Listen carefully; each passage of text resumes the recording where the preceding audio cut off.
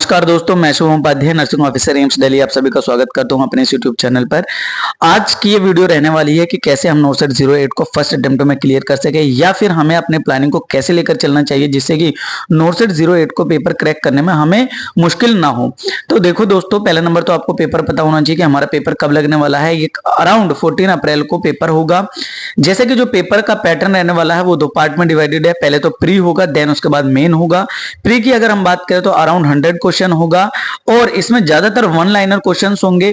Main की अगर बात करें तो 165 क्वेश्चन होंगे। इसके अंदर हमारे one liner, scenario based, clinical based सारे ही क्वेश्चंस मिक्स आपको देखने के लिए मिलेंगे मेंस के अंदर। और मेन जो है वही दे पाएगा स्टूडेंट्स जिसका प्री क्लियर होगा। तो सबसे पहले हमें जो टास्क है वो है प्री को क्लियर करना, देन हम मेन पर जा सकते हैं।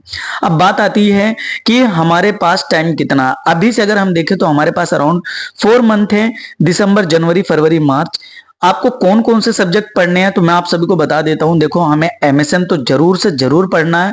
इसके साथ में ओबीजी हो गया, फंडामेंटल ऑफ नर्सिंग हो गई, पीडिया हो गई, साइकेट्रिक हो गई, कम्युनिटी हेल्थ नर्सिंग हो गई, देन न्यूट्रिशन हो गया, एनाटॉमी हो गया, फार्माकोलॉजी हो गया, कम्युनिटी हेल्थ नर्सिंग हो गई। हमें सारे सब्जेक्ट को थोड़ा थोड़ा पढ़ते जाना है। जैसे ये हमारा न्यूट्रिशन, एनाटॉमी, फार्माकोलॉजी, इनको थोड़ा पढ़ना है, लेकिन सबसे ज्यादा स्टार्टिंग है हमें 6 सब्जेक्ट को कंप्लीट करना है।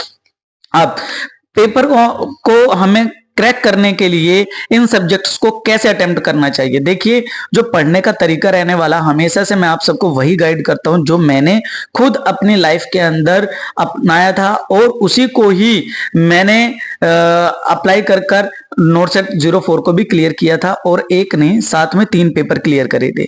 देखो, जो आपको पढ़ने का तरीका रखने वाला है वो यही रहने वाला है कि आप 2 सब्जेक्ट को डेली पढ़ें। आपको देखो, सबसे पहले जो स्टार्ट रखना है वो एमएसएन स्टार्ट करें आप। एमएसएन की अगर हम बात करें तो थोड़ा वास्ट सब्जेक्ट है, इसके अंदर बहुत सारे सिस्टम है। तो आपने कोई सा भी सिस्टम उठाना है, आप उन सिस्टम्स को जो है पढ़ना शुरू कर दें। तो एमएसएन आप ऐसे कर सकते हैं कि मॉर्निंग में आप एमएसएन पढ़ें, शाम के समय आप जो है फंडामेंटल ऑफ नर्सिंग पढ़ लें। एमएसएन के साथ में जो सब्जेक्ट आपको तैयार करना है वो करना फंडामेंटल ऑफ नर्सिंग।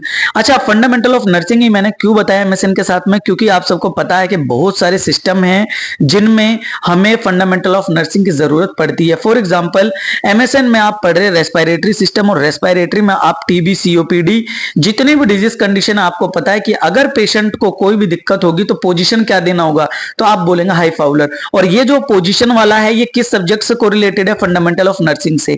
इसलिए मैं आपको बोल रहा हूं कि एमएसएन के साथ में आप फंडामेंटल ऑफ नर्सिंग को लेकर चलें और पर डे आप 2 सब्जेक्ट को पढ़ें। 1 महीने का टारगेट रखें कि चाहे, देखो हमारे पास ज्यादा समय नहीं है, अगर एक ही अटेम्प्ट में आप क्लियर करना चाहते हैं कि नोटसेट 08 आपका क्लियर हो जाए, तो आपके पास जितना कम समय, इसको डबल में आपको मल्टीप्लाई करना होगा।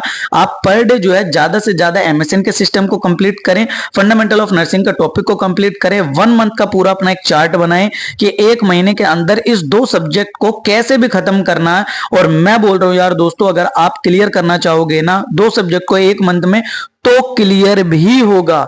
ये नहीं सोचना है कि यार एमएसएन में इतने सारे सिस्टम हैं और सिस्टम में इतने सारे टॉपिक हैं। हर सिस्टम के अपने कुछ एक गिने चुने टॉपिक्स होते हैं जो कि पूछे ही पूछे जाते हैं कई बार पेपर में, तो आपको उनके ऊपर ज्यादा फोकस करना है। फंडामेंटल ऑफ नर्सिंग आ गया। बहुत सारे जो है मैं देखता हूं यूट्यूब पर, वो ये बोलते हैं कि फंडामेंटल ऑफ नर्सिंग जो है एक रट्टिफिकेशन वाला सब्जेक्ट है, जबकि ऐसा नहीं है। फंडामेंटल ऑफ नर्सिंग एक ऐसा सब्जेक्ट है जिसका रोल है पीडिया के अंदर भी, जिसका रोल है साइकेट्रिक के अंदर भी, जिसका रोल है ओबीजी के अंदर भी, जिसका रोल है एमएसएन के अंदर भी। तो जिस पर्सन को जितनी ज्यादा नॉलेज होगी वो उसी के अनुसार आकर यूट्यूब पर अपनी नॉलेज को बिखेरेगा। अब ये तय आपको करना है कि आप किसकी बातों को फॉलो करेंगे और किसकी बातों को फॉलो कर कर आप अपने भविष्य को बदलना चाहते हैं। ये बात हो गई। जब आएगा आपका दिसंबर के बाद में जनवरी वाला महीना, जनवरी वाले महीने में जैसे अगर आज 13 तारीख है तो 13 जनवरी तक आपको कंप्लीट करके चलना है कि फंडामेंटल ऑफ नर्सिंग और एमएसएन एनी हाउ कंप्लीट करना। वो आपका तरीका रहने वाला है कि मॉर्निंग में आप कौन सा सब्जेक्ट लोगे, मॉर्निंग में एमएसएन पढ़ोगे, शाम को फंडामेंटल ऑफ नर्सिंग, या फिर मॉर्निंग में फंडामेंटल ऑफ नर्सिंग, शाम के टाइम एमएसएन। जनवरी में जो हमारा 13 तारीख स्टार्ट होगा तो 14 तारीख से आपको स्टार्ट करना है ओबीजी। ओबीजी के साथ में छोटा सब्जेक्ट लेकर चले जिसको हम बोलते हैं पीडियाट्रिक नर्सिंग। तो छोटा सब्जेक्ट है पीडियाट्रिक नर्सिंग और सबसे बड़ा सब्जेक्ट है ओबीजी।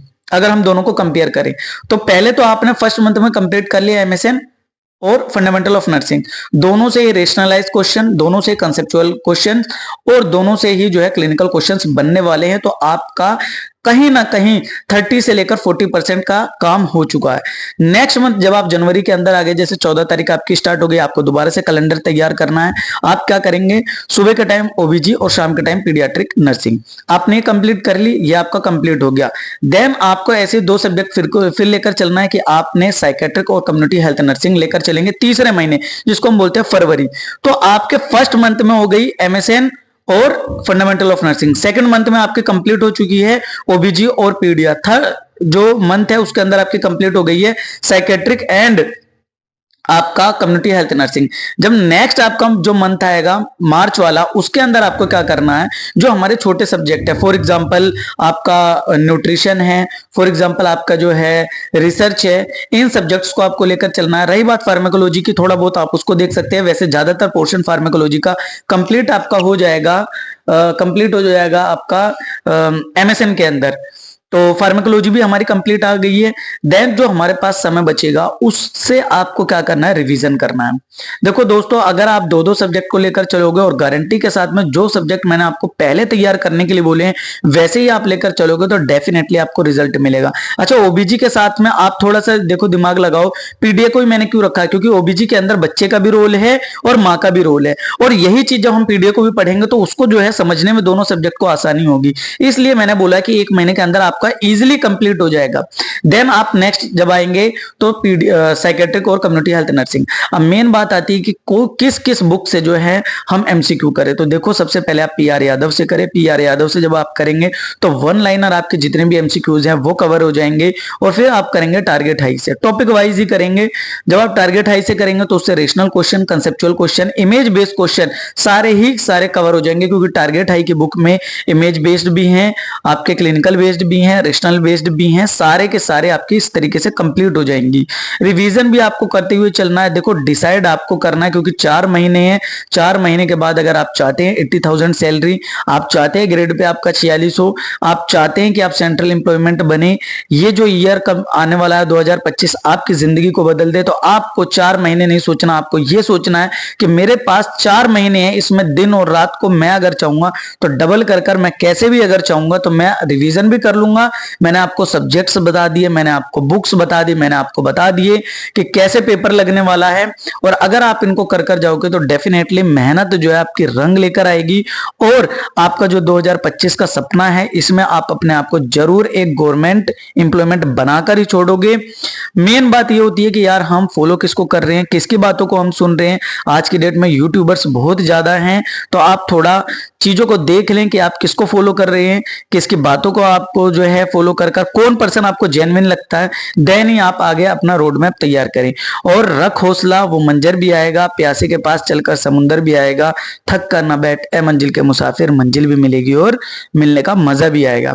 ये बातों को हमेशा याद रखिए, जिस दिन आपको मंजिल मिलेगी बहुत मजा आएगा, डेफिनेटली बहुत मजा आएगा। आज जितनी भी आप रात को जागोगे, आप कितना मेहनत कर रहे हो, सारी चीज है। जो बच्चे हॉस्पिटल में जॉब कर रहे हैं या फिर जो बच्चे प्राइवेट के अंदर है, वो अभी से जॉब छोड़ दो। अगर आप सच में चाहते हो कि 80,000 आपको मिले, आप चाहते हैं सेंट्रल एम्प्लॉयमेंट बने, तो जॉब को छोड़ना पड़ेगा। अदरवाइज यही 4 महीना अभी आपको 1 साल और आपको तैयारी करवाएगा, देन आप उसके बाद में सेलेक्ट होंगे। क्योंकि जितने भी मेल है वो तो आप समझ ही सकते हैं कि 80-20 है, और 80-20 है तो स्पेशली मेल को कितनी मेहनत करनी होगी इसका आप अंदाजा लगा सकते हैं। तो बी फोकस्ड और अपनी स्टडी को फॉलो करें। आज अगर 4 महीने घर पर बैठकर तैयारी करोगे तो आने वाले टाइम में अगर मान लीजिए जितने आपके पैसे जा रहे हैं पर मंथ आप उतना निकालोगे।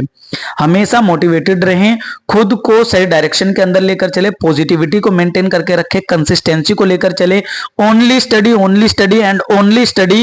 किसी की बातों को पर ध्यान नहीं देना है, किसी रिश्तेदारी में नहीं जाना, किसी दोस्तों को फॉलो नहीं करना है। जो भी आपको आपके गोल से हटाते हैं उनकी बातों को नहीं सुनना है, सिर्फ खुद के ऊपर विश्वास रखिए, एक दिन सारी दुनिया आपके ऊपर विश्वास करेगी। तो डिसाइड आपको करना है कि आपको क्या करना है। वीडियो कैसी लगी please like share and comment करें। आप सबके लाइक और आप सबके कमेंट और आप अगर शेयर करते हैं तो मुझे मोटिवेशन मिलेगा, और जब मुझे मोटिवेशन मिलेगा तो आप सबके लिए नया कंटेंट लेकर आऊंगा, और ऐसा कंटेंट लेकर आऊंगा जो मैं चैलेंज के साथ में बोल सकता हूं कि अगर आप फॉलो करोगे तो डेफिनेटली पॉजिटिव रिजल्ट मिलेगा। आपका जो भाई है, आपका जो दोस्त है, ये कभी भी किसी की बातों को फॉलो कर और वो बातें लेकर नहीं आता जो अपने जीवन के अंदर अप्लाई नहीं किया। अपने जीवन के अंदर अप्लाई किया तो आज जो है मैं वहां पर हूं, और आप सबको भी ऐसे ही गाइड कर रहा हूं। मिलते हैं नेक्स्ट वीडियो के अंदर। धन्यवाद।